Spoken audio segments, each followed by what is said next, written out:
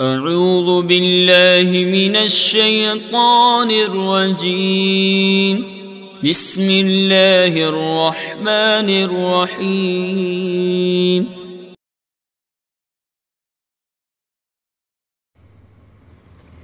بسم اللہ الرحمن الرحیم۔ میں محمد خوشنود عالم احسانی، دارالعلوم غریب نواز، پریاگراج، جماعت رابعہ کے بچوں سے مخاطب ہوں اور نور الانوار کا درس چل رہا ہے۔ بسم اللہ الرحمن الرحیم۔ الحمد للہ الذی جعل اصول الفقہ مبنی للشرائع والاحکام واساسا لعلم الحلال والحرام۔ اللہ کے نام سے شروع جو نہایت مہربان اور رحمت والا ہے۔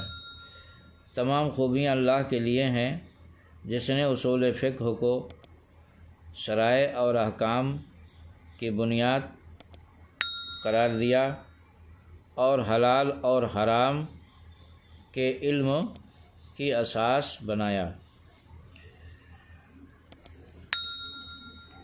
قمر الاقمار عربی حاشیہ نور الانوار میں محشی فرماتے ہیں الاصول جمع اصل وهو لغتاً ما یبتنى علیہ غیرہ۔ اصول یہ اصل کی جمع ہے اور اصل لغتاً یعنی اصل کا لفظی معنی لغوی معنی یہ ہے کہ جس پر غیر کی بنیاد رکھی جائے، کا ابتنائی سقف علی الجدار، جیسے چھت کی بنیاد دیوار پر رکھنا۔ وقد یقال الاصل علی الراجح، اور کبھی اصل کا اطلاق راجح پر ہوتا ہے، جیسے کہ کہا جاتا ہے کہ ان الاصل فی الاستعمال الحقیقہ، کہ استعمال میں اصل حقیقت ہے۔ تو یہاں اصل کا معنی راجح، یعنی کوئی لفظ استعمال کیا جائے جس کا حقیقی معنی بھی ہو اور مجازی معنی بھی ہو، اور مجازی معنی مراد لینے پر کوئی قرینہ اور دلیل نہ ہو، تو اصل یعنی راجح یہ ہے کہ حقیقی معنی مراد لیا جائے گا۔ تو معلوم ہے کہ اصل راجح کے معنی میں بھی استعمال ہوتا ہے۔ وعلی القاعدہ، اور اصل کو قاعدہ کے معنی میں بھی استعمال کرتے ہیں۔ اور قاعدہ کسے کہتے ہیں؟ تو محشی کہتے ہیں وہی قضیۃ کلیۃ منطبقۃ علی جمیع جزیات موضوعها لیتعرف احکامها منہ القاعدہ۔ قاعدہ کہتے ہیں اس قضیہ کلیہ کو جو اپنے موضوع کے تمام جزیات پر منطبق ہو، تاکہ اس کے احکام اس سے یعنی اس قاعدے سے جانے جائیں۔ کما یقال ان الفاعل مرفوع، جیسا کہ کہا جاتا ہے کہ قاعدہ یہ ہے کہ فاعل مرفوع ہے، اور اس کا اطلاق دلیل پر بھی ہوتا ہے، یعنی لفظ اصل کا اطلاق دلیل پر بھی ہوتا ہے، دلیل کو بھی اصل بولتے ہیں۔ کما یقال، جیسے کہا جاتا ہے آتوا الزکاۃ اصل وجوب الزکوٰۃ۔ قرآن پاک کی آیت کا ٹکڑا آتوا الزکاۃ یہ وجوب زکوٰۃ کی دلیل ہے۔ اور اصل کا اطلاق مستصحب پر بھی ہوتا ہے۔ مستصحب یعنی کسی بھی چیز کی اصلی حالت، جیسے پانی کی اصلی حالت طہارت ہے۔ کما یقال طہارت الماء اصل، جیسا کہ بولا جاتا ہے کہ پانی کی طہارت پاکی اصل ہے، یعنی اس کی اصلی پیدائشی فطری حالت ہے۔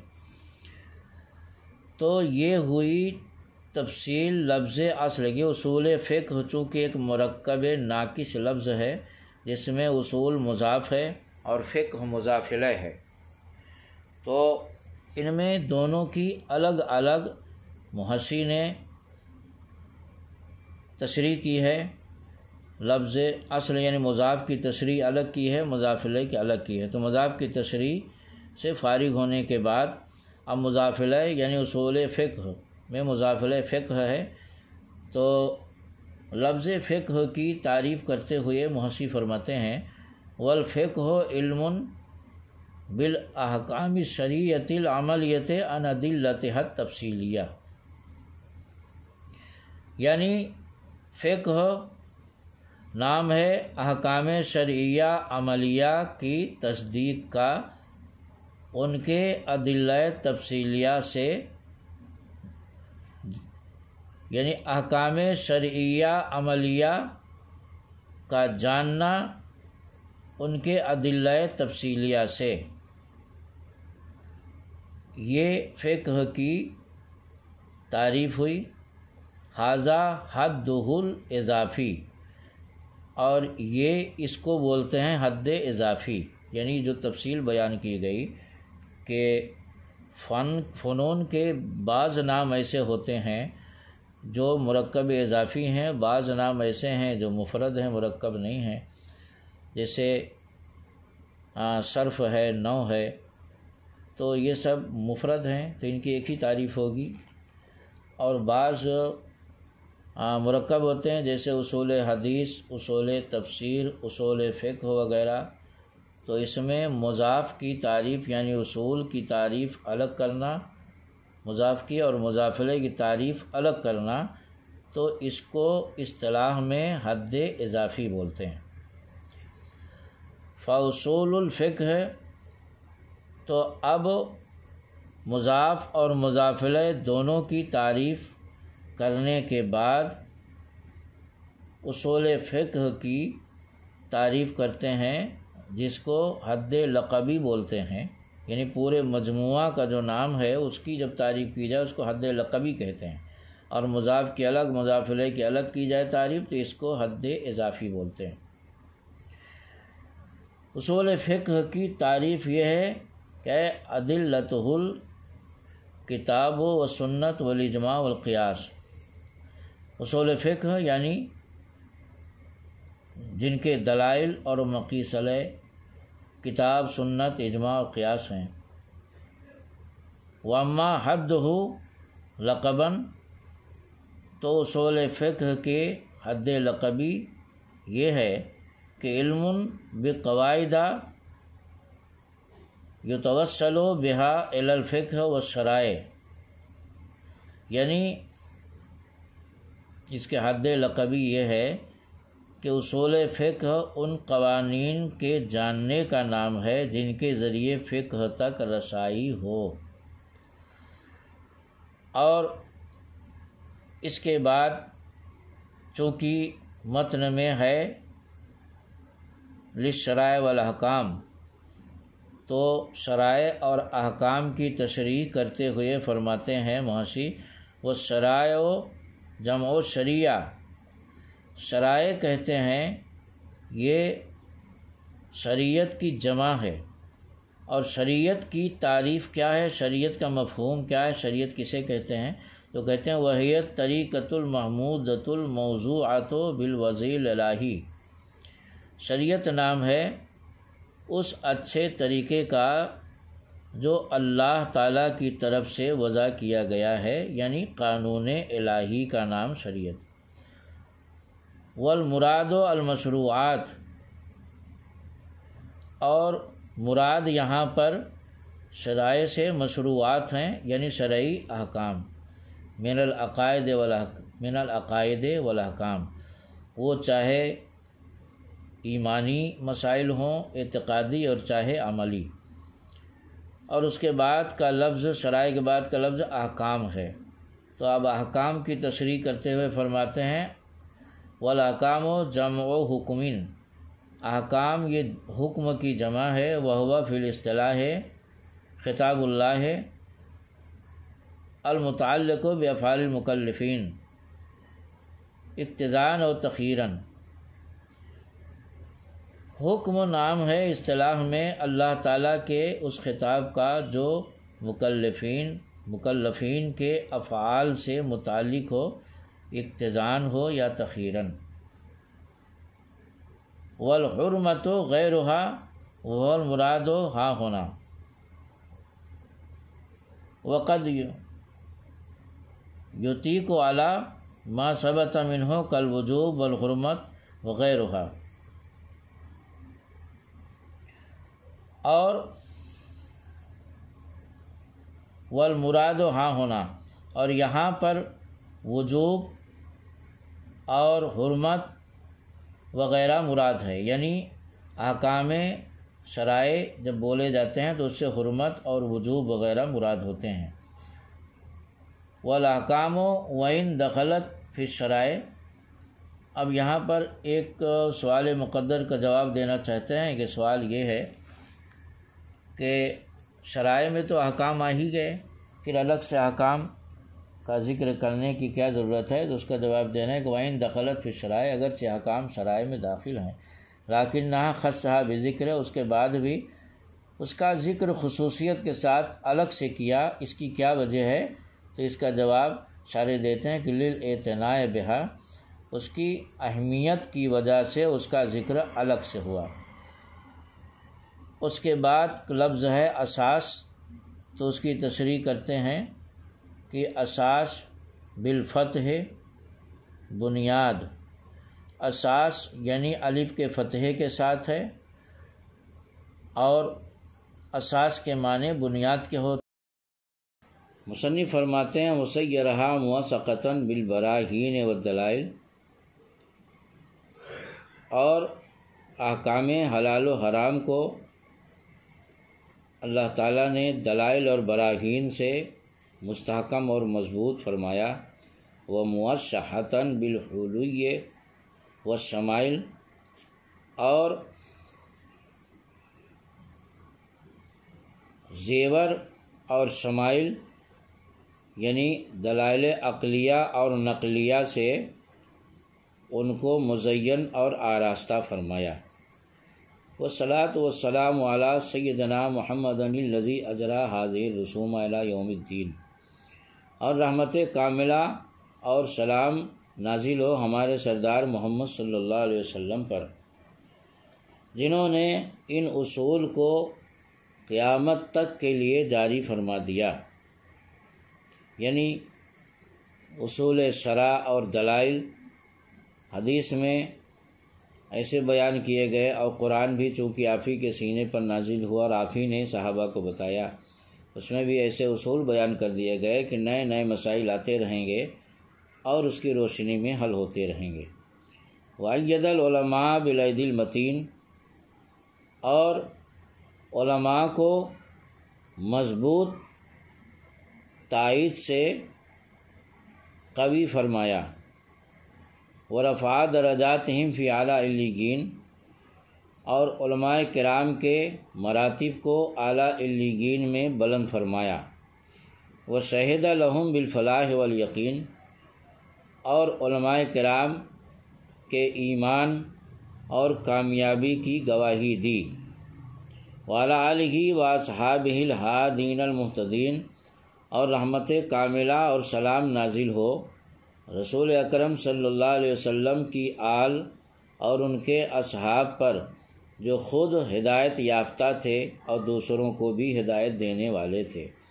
وتابعیہم، اور صحابہ کے تابعین پر، وتبعہم من الائمۃ المجتہدین، اور ان کے تبع تابعین پر جو ائمہ مجتہدین سے تھے۔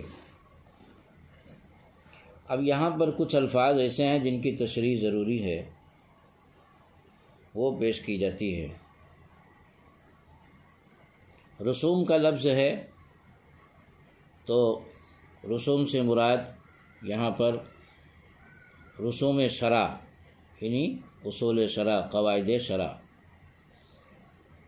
اور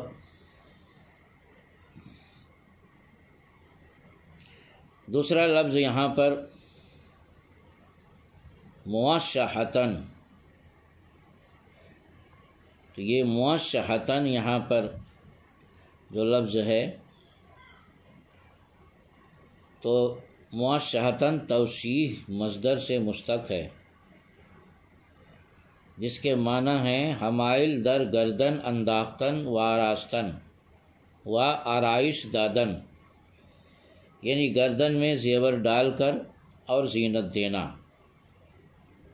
تو زینت کے معنی میں توسیع عطا، گردن میں زیور ڈال کر زینت دینا، موشحتاً اسی کا اسم مفعول ہے، تو اس کا معنی ہے مزین اور آراستہ، جیسے کہ ترجمہ میں بتایا گیا۔ اور ہولی یہ ہلیہ کی جمع ہے جس کے معنی زیور کے ہیں، اور جب جمع میں یہ لفظ جائے گا تو ہولی بضم الاول یعنی ہا کے ضمہ کے ساتھ، و کسر اللام اور لام کے کسرہ کے ساتھ، و تشدید الیا اور یا کے تشدید کے ساتھ، اور یہ جمع حلیتن بالکسر، حلیہ کی جمع ہے اور حلیہ میں ہا کے کسرے کے ساتھ ہے۔ اور حلیہ کے معنی زیور کی السیم و زر باشد، حلیہ اس زیور کو کہتے ہیں جو سونا اور چاندی سے بنایا جائے۔ وہ شمائل، اور شمائل کا لفظ عبارت میں ہے بفتح الاول یعنی سین کے فتحے کے ساتھ، اور شمائل کے یہ شملہ کی جمع جس کے معنی ہیں خصلت کے، عادت کے، اور شکل کے معنی میں بھی آتا ہے، قضا فی الغیاث، اسی طرح غیاث اللغات میں ہے۔ ولعل المراد بالحلی والشمائل، اور قمر الاقمار حاشیہ عربی نور الانوار میں محشی فرماتے ہیں کہ ہو سکتا ہے کہ یہاں زیور سے مراد اور خصلت سے مراد ادلہ شرعیہ اور عقلیہ ہوں یا نقلیہ، یعنی مجازن جو ہے لفظ تو یہاں پر جو ہے تو زیور کا اور خصلت کا استعمال ہوا، مگر مجازن اس سے مراد دلائل شرعیہ وہ خواہ عقلیہ ہوں یا نقلیہ ہوں۔ اور ایدن کے معنی ایدن تائید سے ہے، اور تائید کے معنی ہوتے ہیں تقویت کے، اور ایدن کے معنی ہوتے ہیں توانائی، قوت کے۔ اور لفظ متین عبارت میں ہے، متین کا معنی ہوتے ہیں المرتفع المستحکم، یعنی مضبوط اور بلند چیز۔ اور درجات ہم میں ہم کا مرجع علماء کرام ہیں، یعنی علماء کرام کے درجے۔ اور علیین یہ علیہ کی جمع ہے، علیہ علی وزن فعیلہ، یہ علیہ فعیلہ کے وزن پر ہے، اور اس کے معنی ہیں غرفہ کے، جمعیت علی علیین، اور یہ علیین کے وزن پر اس کی جمع آتی ہے۔ فی الغیاث علیین غرفہائے بہشت و خانہائے بلند بہشت۔ غیاث اللغات فارسی میں ہے کہ علیین غرفہائے بہشت و خانہائے بلند بہشت، یعنی جنت کے بالا خانے اور جنت کے عظیم الشان کمرے مراد ہیں۔ وقیل علیین اسم مفرد، علیین ایک قول یہ ہے کہ علیین اسم مفرد ہے بمعنی بہشت، جنت کے معنی میں۔ وقیل سدرۃ المنتہا، ایک قول یہ بھی ہے کہ علیین سدرۃ المنتہا کو کہتے ہیں۔ وقیل قائمۃ العرش، ایک قول یہ ہے کہ علیین عرش کے قائمۃ العرش الیمنی، عرش کے دائیں پائے کو کہتے ہیں۔ وشہد لہم، اور شہد لہم میں ہم کا مرجع علماء کرام ہیں، جس کا مطلب ہے کہ علماء کرام کے فلاح اور کامیابی کی گواہی اللہ تعالیٰ نے دی قرآن پاک میں۔ تابعی اور تبع تابعی کا لفظ ہے۔ التابعی من رعا صحابی، تابعی کہتے ہیں جو ایمان کی حالت میں صحابی کو دیکھے اور ایمان کی حالت میں اس کا وصال ہو۔ وتبع التابعی من رعا ہو، اور تبع تابعی اس کو کہتے ہیں جو تابعی کو دیکھا ہو اسی طرح۔ والمجتہدون بعضهم کالامام الاعظم الافخم الاقدم ابی حنیفہ رحمہ اللہ تعالی فانہ من التابعین بالاتفاق۔ حضرت علامہ ملا علی قاری رحمۃ اللہ علیہ فرماتے ہیں کہ مجتہدین میں وہ تابعی میں تو مجتہدین میں بعض تو وہ ہیں جو تابعی ہیں، وہ صحابی ہیں، اور بعض وہ ہیں جو تابعی ہیں۔ تو امام اعظم ابو حنیفہ رحمۃ اللہ علیہ ان مجتہدین سے ہیں جو تابعی ہیں، کیونکہ آپ نے صحابہ کرام کی زیارت کی ہے۔ حضرت علامہ مولانا علی قاری رحمۃ اللہ علیہ فرماتے ہیں فإنہ من التابعین بالاتفاق۔ امام اعظم ابو حنیفہ رحمۃ اللہ علیہ کا تابعی ہونا بالاتفاق ہے، یعنی اس میں کسی کا اختلاف نہیں ہے۔ اب اگر کوئی جو ہے بربنائے حسد اختلاف کرتا ہے تو اس کا کوئی اعتبار نہیں، کیونکہ علم میں دلیل و تحقیق کا اعتبار ہوتا ہے۔ قضا افاد العلامۃ القاری فی شرح الموطا، اسی طرح افادہ فرمایا، یعنی قمر الاقمار حاشیہ عربی نور الانوار کے مصنف فرماتے ہیں کہ علامہ مولا علی قاری نے موطا امام مالک کی شرح میں اسی طرح افادہ فرمایا، اسی طرح وضاحت کی ہے۔ وبعضهم مصنف فرماتے ہیں وبعضو فلما کانا کتاب المنار او جزو کتب الاصول بطنن و عبارہ۔ حمد و صلات کے بعد تو چونکہ کتاب منار اصول کی تمام کتابوں میں سب سے زیادہ مختصر تھی متن اور عبارت کے اعتبار سے، واشملھا نکتاً و درایتاً، حالانکہ نکتوں اور دانائی کے اعتبار سے زیادہ جامع تھی۔ ولم یشتغل بحلہ احد من الشراح الذین سبقونا بالزمان، اور اس کے حل میں ہم سے پہلے جو شارحین گزرے ہیں ان میں سے کوئی بھی مصروف نہیں ہوا۔ ولم یعصموا عن النسیان، اور جو مصروف ہوئے بھی وہ نسیان سے محفوظ نہ رہے۔ فإن بعض الشروح مختصرة مخلة لفہم المطالب، کیونکہ بعض شروح جو متن منار سے متعلق وجود میں آئیں وہ اتنے مختصر کہ مطالب کو سمجھنے میں خلل پیدا کریں۔ وبعضها مطولة مملة فی درک المعارف، اور بعض تو اتنا زیادہ ضخیم اور دراز ہو گئیں کہ مقاصد کو سمجھنے میں اکتا دینے والی۔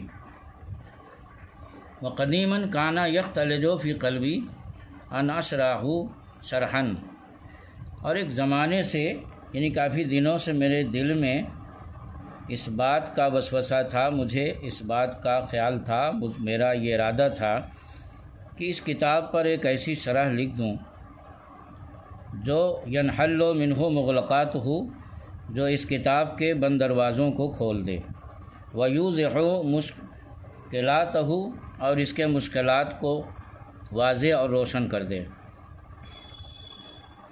من غیر تعرض للاعتراض والجواب، اعتراض اور جواب کو پیش کیے بغیر، لا ذکر لما صدر منہم من الخلل والاضطراب، اور ان چیزوں کا بھی تذکرہ نہ کیا جائے جو گزشتہ صارحین سے خلل اور اضطراب وارد ہوئیں۔ ولم یتفق لی ذالک الی مدۃ، مگر اس چیز کا اتفاق ایک مدت تک، ایک زمانے تک مجھ کو نہ ہوا، لکثرت المشاغل و ضیق المحامل، کثرت مشاغل اور مصروفیت کے باعث۔ فیضاً انا وصلت الی المدینۃ المنورۃ والبلدۃ المکرمہ، لیکن جب میں مدینہ منورہ اور مکہ معظمہ کی حاضری کا شرف مجھے حاصل ہوا، فقرأ علی الکتاب المذکورہ بعض خلالی و خلص و اخوانی من الخطباء المعظمہ، تمہارے بعض مخلصین اور احباب نے اس کتاب کو میرے سامنے پڑھ کر سنایا، جو حرم شریف اور مسجد نبوی کے خطباء میں سے تھے۔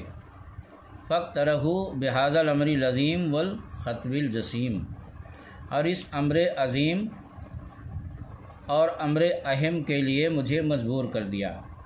وحکموا علیہ جبراً ولم یترکوا لی عذراً، اور ہمیں جبراً حکم دیا اور میری کوئی معذرت قبول نہ کی۔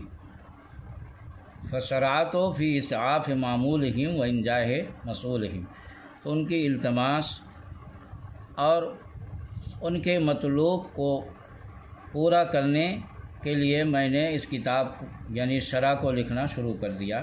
علی حسب ما کان مستحضرا لی فی الحال، ہمارے ذہن میں جو کچھ بھی فی الحال مستحضر تھا، من غیر توجہ الی ما قیل او یقال، قیل اور قال کی طرف توجہ کیے بغیر، یعنی اعتراض اور جواب کے چھیڑ چھاڑ بغیر۔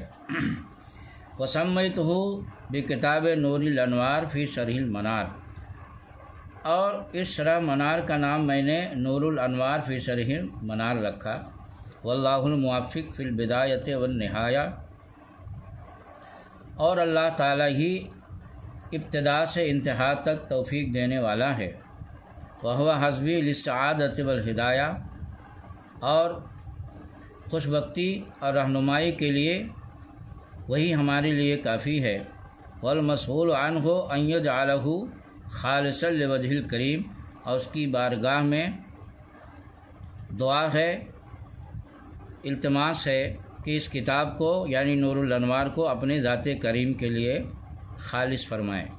ولا حول ولا قوۃ الا باللہ العلی العظیم، اور اس کی مرضی اور مشیت کے بغیر نہ تو کوئی حرکت ممکن ہے اور نہ کوئی زور چل سکتا ہے، جو بہت ہی بلند مرتبہ والا اور بہت ہی عظیم ہے۔